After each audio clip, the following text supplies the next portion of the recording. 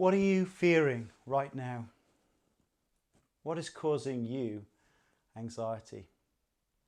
Obviously, fear of COVID infections and the threat that it can do to some people's lives has caused a massive lockdown in our whole nation.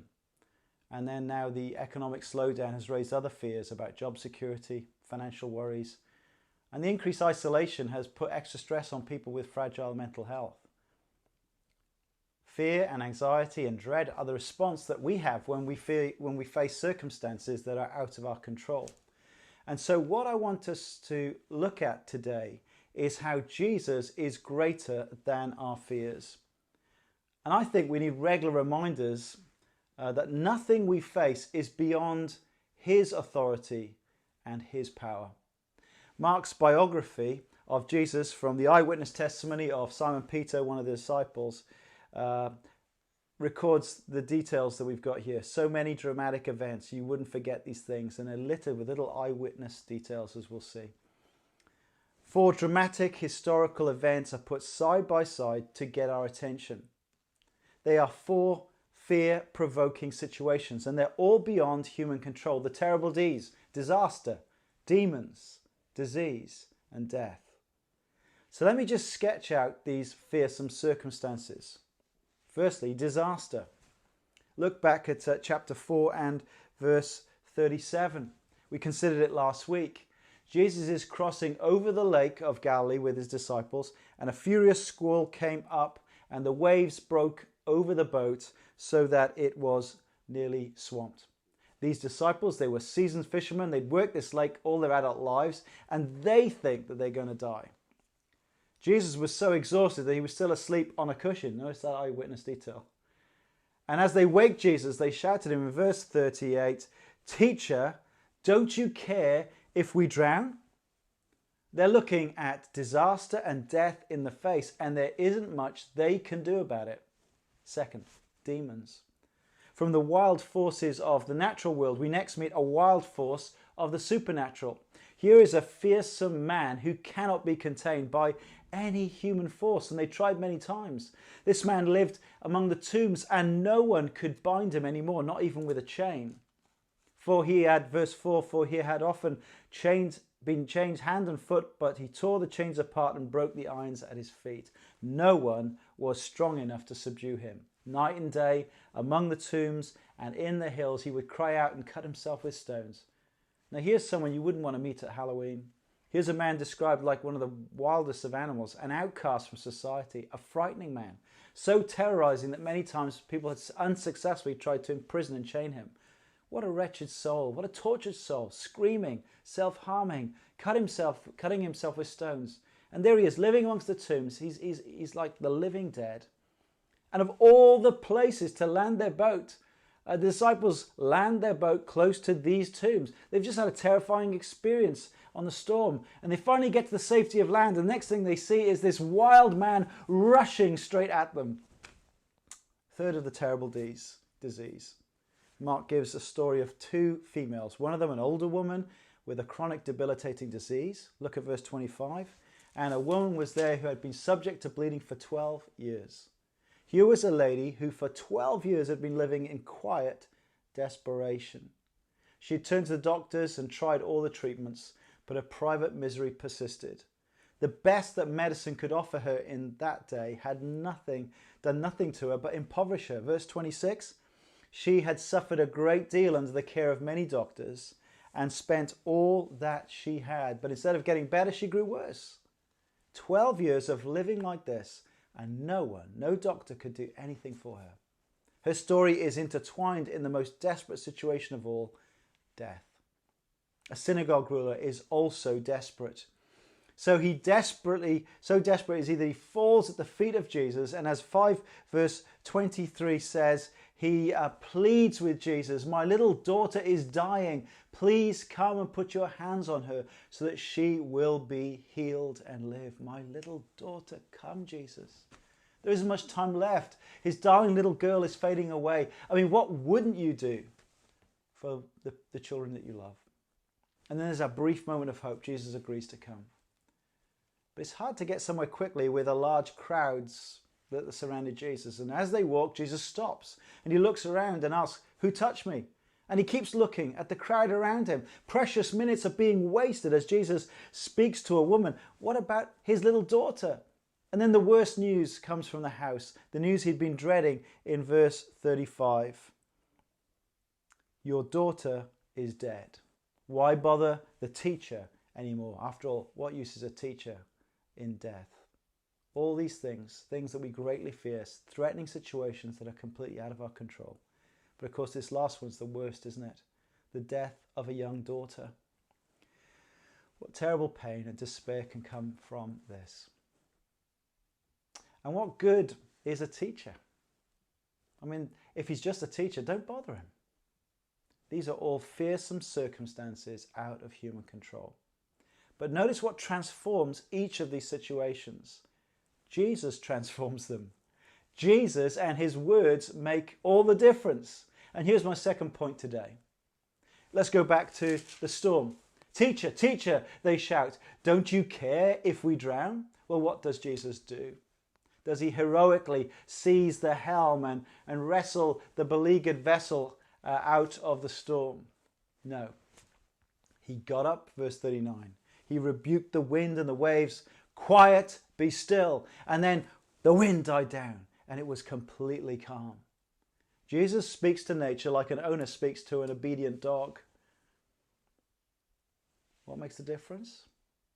Jesus and his words make the difference.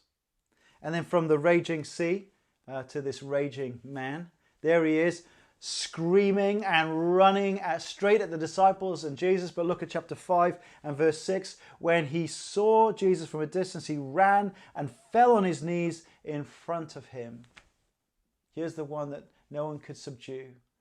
And he runs and falls at the feet of Jesus. What do you want with me, Jesus, Son of the Most High God? In God's name, don't torture me, he begs. This is a struggle of titanic proportions.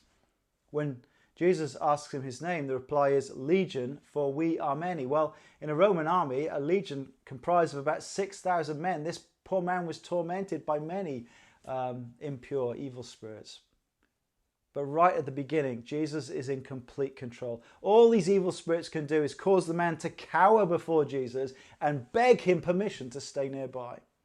Verse 13 gives us this very strange incident as Jesus permits these evil spirits to enter the pigs in the field nearby. And that results in the whole herd being destroyed as they run like lemmings over a cliff into the lake. 2,000 pigs. Devastating if you're a pig farmer. Now, this is not a kosher meat statement. I think Jesus allowed it to show how fearsome and destructive Satan's intent is on our lives. Satan means for our destruction. We see it in the way that this man was totally dehumanized, how he's seeking to destroy himself. And the horror of these demons on the inside is seen at the impact of what they got into the herd of pigs as they rushed to destroy. Demons intend to deface the image of God in men and women and ultimately seek their destruction. But the remarkable thing here, of course, is not the pigs, it's the transformation of the man. Just look again at how he ends in verse 15. I mean, the crowds from the nearby city come and see what had happened, and they see a formerly demon-possessed man sitting by Jesus, dressed and in his right mind. Now, that is something that they had not seen for a very long time. What makes the difference? Well, verse 8 tells us Jesus was saying to him, "Come out of the man, you impure spirit." Jesus and his words make all the difference. The older woman with the medical condition is a little different. She's bold enough to simply reach out and touch the clothes that Jesus is wearing, for she believes that doing that will heal her of her disease. It was a very bold move.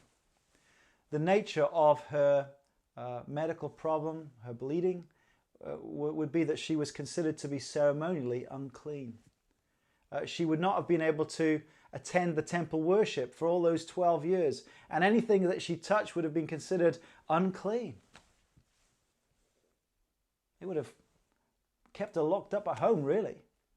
But her faith that Jesus could heal her is such that she gets outside and she follows in the crowd and she reaches out and touches Jesus and his clothes as he passes by. Now, all of this appears to happen, her healing, without Jesus saying a word. But consider with me for a moment, why does Jesus stop to discover who touched him? The disciples were clearly irritated by his behavior because, an important person has a critical problem. We don't have time to stop Jesus. And yet he is not so rushed that he cannot make time to meet this woman. I mean, she came to him wanting healing. Jesus stops because he wants to enter into a relationship with this woman. And as he keeps looking around, she, trembling with fear, comes forward, falls on her knees, and tells her story to Jesus. And just think of the impact of his words on her life. He said to her, "Daughter, your faith has healed you. Go in peace and be freed from your suffering." No censure, no rebuke. Her faith in Jesus has brought her salvation. Literally, he says, go into peace, go into shalom. She moves from someone whose life is dominated by a medical burden into the blessing of peace and restoration in the community. And again, what makes the difference? Jesus and his words make all the difference. Jesus finally makes it to the ruler's house, and already the professional mourners are there, weeping and wailing. People really were paid to be professional mourners at this time. But Jesus manages to make them laugh, even if it's a derisory one. Verse 39, why all this commotion and wailing? The child is not dead, but asleep. But they laughed at him. How absurd. They knew a corpse when they saw one. This girl was dead. But after getting everyone out of the room except the parents and a few disciples, he takes the hand of the dead girl and speaks. Peter remembers the exact words in Aramaic which they spoke at that time. Talitha kum, which means, little girl, I say to you, rise up. And immediately she got up and started walking around, to the complete astonishment of everyone in the room. Can you imagine the reaction of the parents? Could there have been a happier couple at that moment? No. What makes the difference? Jesus and his words make all the difference. He can raise the dead as easily as we can wake up a person who is sleeping. All these situations beyond our power, beyond our control, are not beyond his power and control.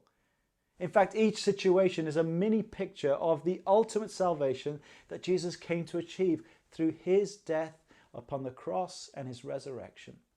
At the end of Mark, we're going to see how much it cost Jesus to achieve salvation for all these suffering people.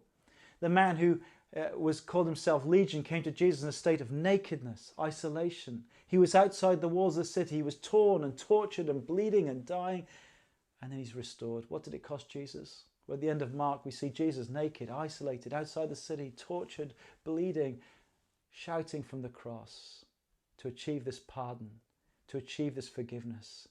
He swaps places with us to give us health and healing and restoration. And this woman, slowly dying with her bleeding, her healing comes because what Jesus would accomplish on the cross in his bleeding and dying and rising. And so he can say, daughter, your faith has healed you. Go in peace. Isaiah, 700 years before, prophesied about this ministry of Jesus. Surely he took up our pain and bore our suffering.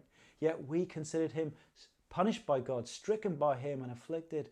But he was pierced for our transgressions. He was crushed for our iniquities. And the punishment that brought us peace was on him. And by his wounds we are healed. Trusting Jesus and his words can make all the difference.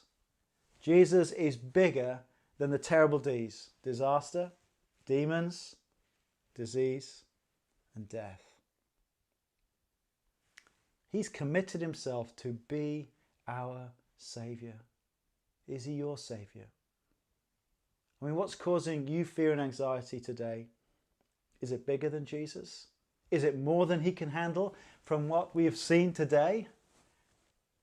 So how will you respond today? This is my third point. We've got two responses, haven't we? We can either respond with fear or faith. It's easy to say we're trusting Jesus, but not so easy to put this into practice. You know, on a summer's day when the sun is out, that rare moment in Scotland when life is going well, it's quite easy to say, well, yes, I trust in Jesus. But what happens when you are in the raging storm? Will we respond with fear or faith? That's always the choice, fear or faith. That was the choice for the disciples in the boat. Their response is very human. They panic. Let's be real. When things get tough for us, isn't this more often how we respond? I mean, there are many reasons in these events why faith is hard. The disciples are facing imminent disaster. They think they're facing death, and Jesus is fast asleep in the boat. I mean, there are times and circumstances in our lives where it feels as if God has fallen asleep. Being in the boat with Jesus at first doesn't seem to make a bit of difference to their predicament. Because we're the ones left behind struggling with the winds and the waves, and we feel all alone in that struggle. Well, for the woman with a chronic medical problem, faith can be hard because Jesus seems unaware of a problem. There she is suffering anonymously in a huge crowd as Jesus is moving past. 12 years is such a long time to struggle with a disease like this. We can struggle with burdens and setbacks for a long time. And even though we've prayed, nothing much seems to have happened. Trusting God when nothing seems to be changing is hard. But compare her with Jairus. I mean, she puts her faith in Jesus and touches his garments and walks away healed. He puts his faith in Jesus, falling on his feet, begging him to come and heal his sick daughter. And look what happens. His daughter dies. Why does Jesus appear to delay when we are in so much distress? Why does God take such a long time to answer our prayers and sometimes never seems to answer? At times as Christians we give way to fear. Look at verse 40. Jesus seems disappointed in chapter 4 verse 40 with the disciples. Why are you so afraid?